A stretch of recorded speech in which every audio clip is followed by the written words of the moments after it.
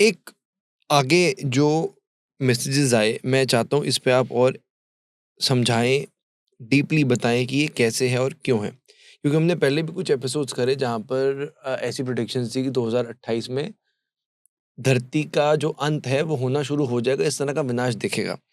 बापूजी कहते हैं कि भारत में सिविल वॉर होगी, दुनिया में वर्ल्ड वॉर 3 शुरू होगी, सब कुछ आर्मी के पास चला जाएगा, गोलियां मार मार के आर्मी थक जाएगी, भूत प्रेत एलियंस मिलकर अगर इंसान नहीं करेंगे तो ये लोग मिलकर विनाश करेंगे।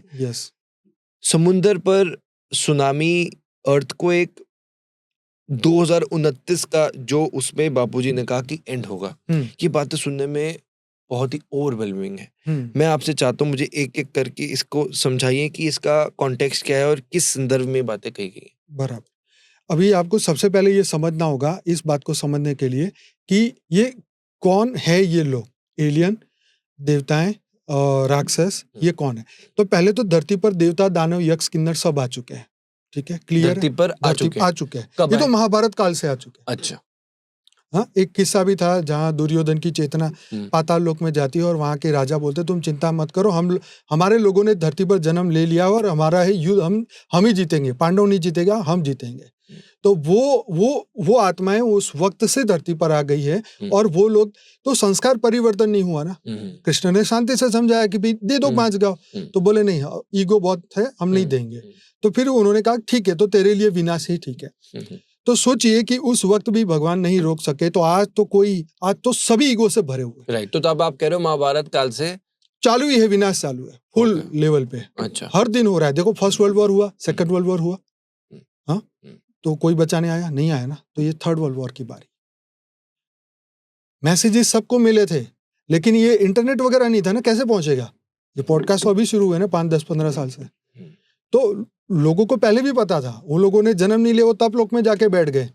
हाँ, जैसे काकभूषण डी जी जो थे, काकभूषण डी जी, उन्होंने 12 बार रामायण और 16 बार महाभारत देखी।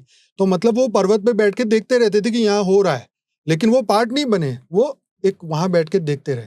तो ऐसी दिव्य आत्माएं सूक्ष्म जगत में रहती हैं, वो देखती रहती है और वो अपने लोगों को आके बताती है।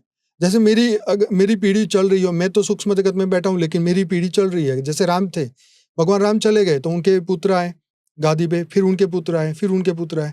तो जो राम या उनके जो थे वो तो ऊपर चले गए, तो वो ऊपर से मैसेज भेजेंगे कि भी ऐसा ऐसा होगा, एग्जाम्पल के तौर पे समझाया। राइट। तो सूक्ष्म जगत से ये मैसेज आते रहते हैं। सूक्ष्म जगत आप जब बोलते हैं, इसका क्या मतलब है? सूक्ष्म जगत ये होता है कि भूलोक, भूवल लोक, ओके, ठीक है, और स्वर्ग लोक मतलब तीसरा लोक है। तो ये जो ब्रह्मांड है 14 लोकों का, उसमें 7 लोग ऊपर है जो पॉजिटिव लेवल पे है, ठीक है, जिसका नाम है भूलोक, भूवल लोक, स्वर्लोक, जनलोक, तपलोक, महरलोक और ब्रह्मापुरी, विष्णुपुरी, शिवपुरी और ऊपर परम धाम। ये शास्त्र में बताए हुए।